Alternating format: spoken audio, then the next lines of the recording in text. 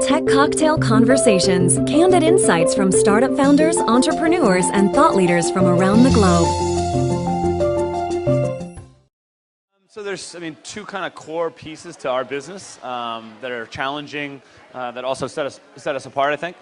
There's the engineering side of it and building a product that will scale, and then there's the operations side of it and building a team that will scale and process that will scale. Where I'm focused on the operations side, we have teams in every city. And so I think the toughest part is actually finding those teams, making sure that the people we put out there are phenomenal and can deliver something that's definitely not easy to do, but it's pretty special.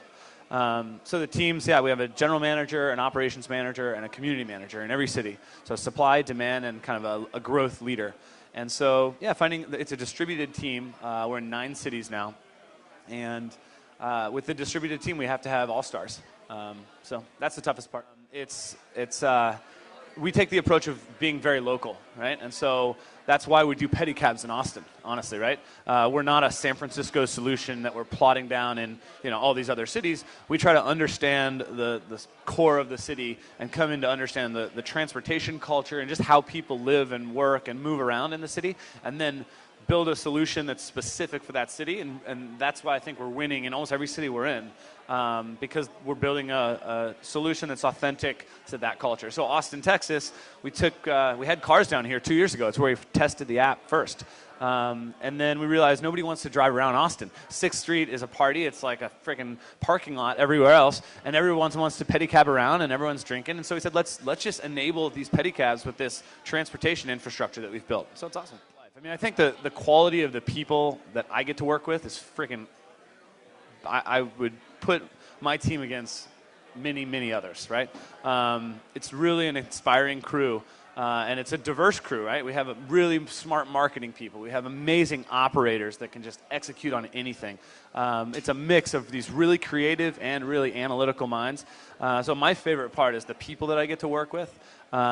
Travis, our CEO, I work very closely with Travis and learn a ton from the guy. It's a really great group of people that I get to be around every day. So that's definitely the best part. It's no marketing budget. We literally don't have a marketing spend, right? Uber grows just word of mouth. And so I think, what that is transportation's very easy to talk about. It's actually easier to talk about than the weather, right? Everyone got here somehow, some way, and I don't know you from Adam, but we can jam about how we got here. So I jumped in a pedicab, and so cruised over here in 5 minutes, and it was an awesome experience. That's an icebreaker. So Uber grows word of mouth. We've created this environment where the drivers are really, really benefiting from Uber, and so they're very happy, and that's something new to the experience of riding in a car, right? You just don't have that experience in taxis. They're not pumped, and so the culture in the back of a car is fun. The drivers are pumped. People are curious about Uber, and they're asking questions. And how long have you been on the system? And the drivers are like, now I make more money. I'm happier. My family got to go on a vacation. Like, they're living the American dream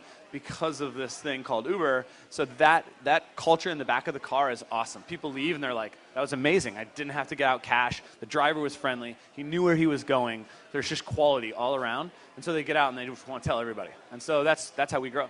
I got here with a lot of luck and just a lot of hard work, right? And so I think my biggest piece of advice is you've got to be able to sell out. And it's not going to be fun to stay in on a Friday night when everyone else is out, right?